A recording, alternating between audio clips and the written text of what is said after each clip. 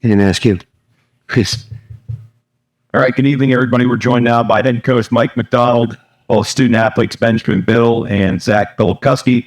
We're going to start with anything. Gentlemen, congratulations on a terrific season. We do have one note here from our friend John King.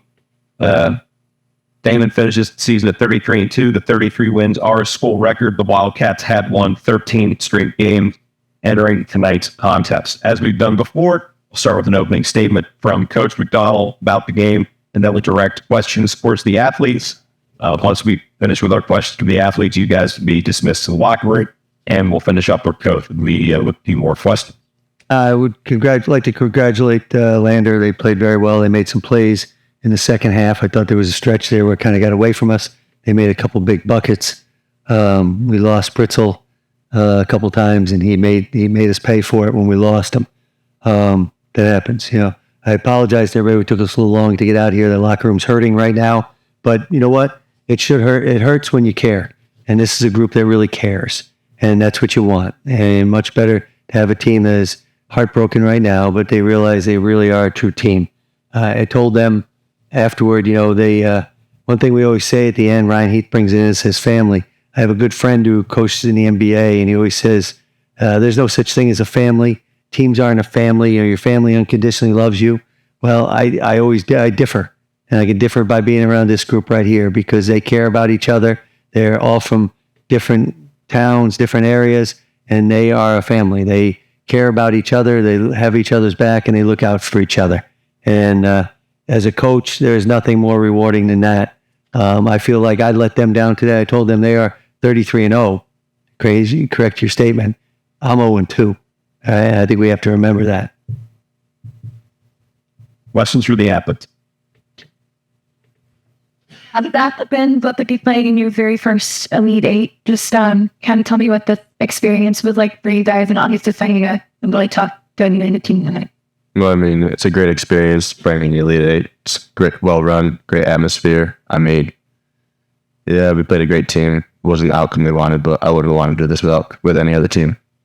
Yeah, same thing. I think I'm just very thankful to be here and just to be with my brothers, to go so far. But yeah, played a great team and didn't expect that outcome. One possession game could have gone either way. Zach and Ben, what was it like being in the trenches again and like this? I know you've been in a lot of close games. This with really good competition this year. Does it feel like that, or have a different feel to you?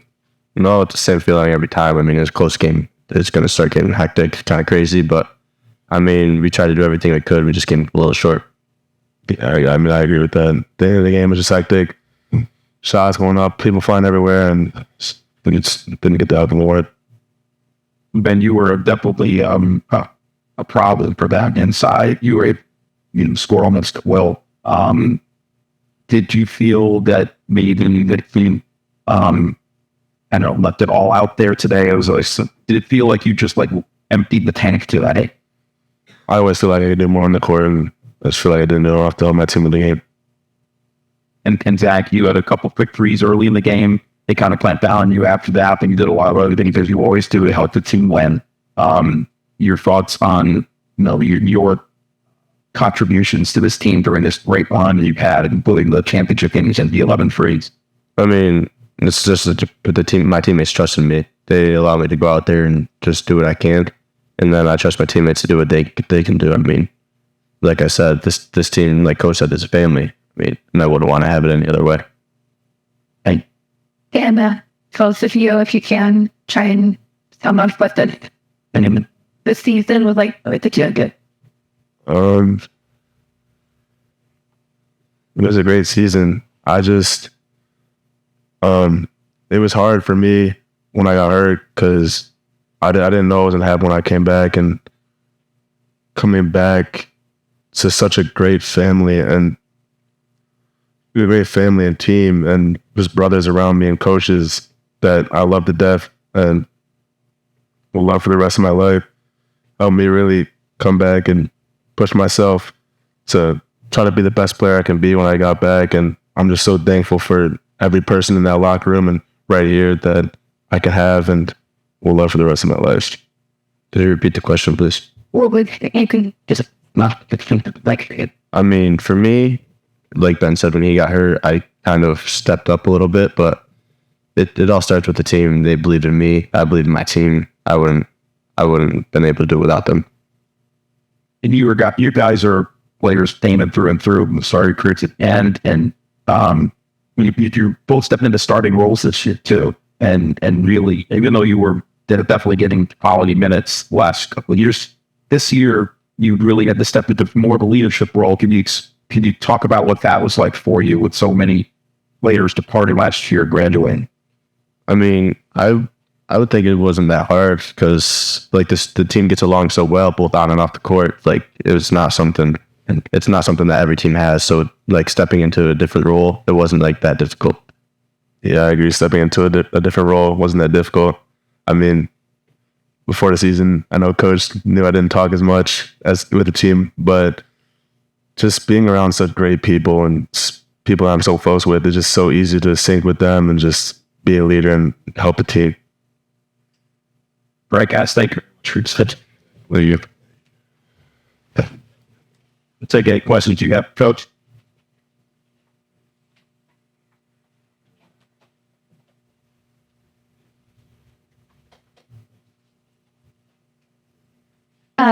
Coach Mack, you just wanted to just kind of what's the difference in this? I thought, we kept getting a lead and they would come back. I think sometimes when we had the lead, we had some silly turnovers in the first half. We had 10 in the first half. And I thought that hurt us. I thought the free throw shooting hurt us. We missed left some points out on the board that we could have gotten in the second half. But even at the end, we look at it, we executed perfectly down the stretch. We hit a three. It looked like, oh boy, we're in trouble. Glover hits a three. We turn him over. We get the ball. We ended up getting Justin Glover with a wide open 17-footer. Didn't go in. Got the offensive rebound and had the ball into Justin Hemphill with the paint. So in the end, that's what happens. The great thing about March Madness is somebody wins and you didn't expect, and everybody's excited.